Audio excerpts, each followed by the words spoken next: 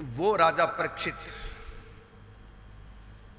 जो अपनी मृत्यु को 7वें दिन देख रहे थे, अर्थात मृत्यु बिल्कुल पास से देख रहे थे। अपनी मृत्यु को देखने का सीधा सीधा अर्थ है वैराग्य का आवाहन करना। तो कथा सुनाने वाले शुकदेव जी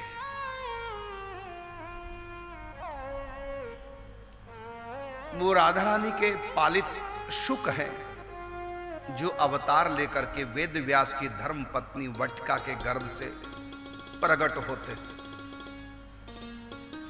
जन्म से ही जिनमें माया का लेश तक नहीं है।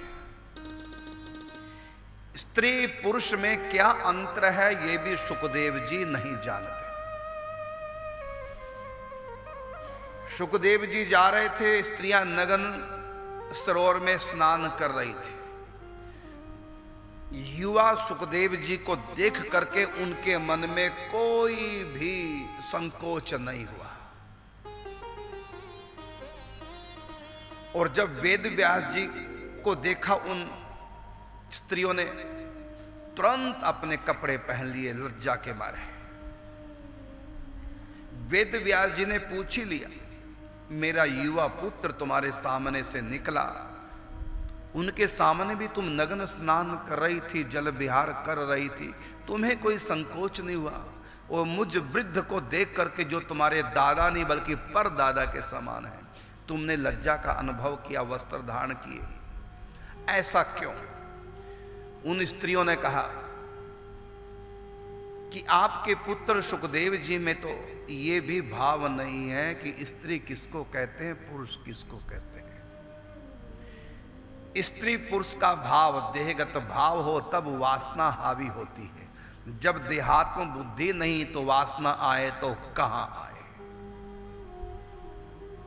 लेकिन आपको तो स्त्री पुरुष का भान है, इसलिए हमने आपसे लज्जा की, आपके पुत्र से नहीं।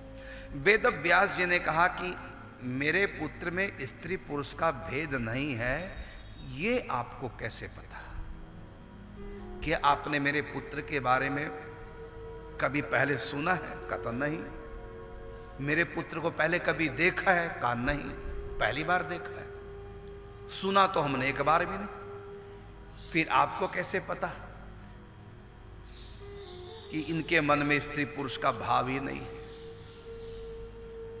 तो वह स्त्रियां बोली, हमें आपके पुत्र के बारे में कोई जानकारी नहीं, हमको तो ये भी नहीं पता ये आपका पुत्र है, इनका नाम शुकदेव है, ना हमने इनके बारे में कभी सुना और ना इनको कभी देखा। का फिर ये तुमको कैसे पता लगा कि इनके मन में स्त्री पुरुष का भाव नहीं? कहता सुनिए, जब हमने आपके पुत्र को देखा और आपके पुत्र ने जब हमको देखा तो देखने का ये प्रभाव हमारे ऊपर पड़ा, हम भूल गए कि हम स्त्रियां हैं,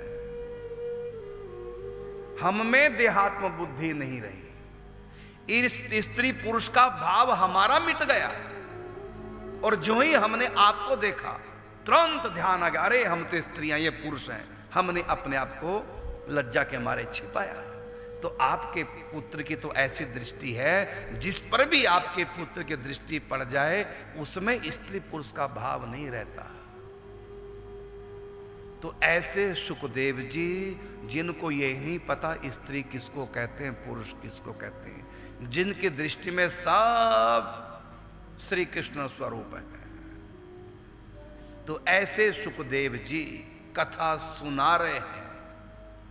वैराग्य के आसन पर बैठ करके राजा परीक्षित कथा सुन रहे हैं और अलौकिक दिव्य प्रेम के सिंहासन पर बैठ करके शुकदेव जी कथा सुना रहे हैं।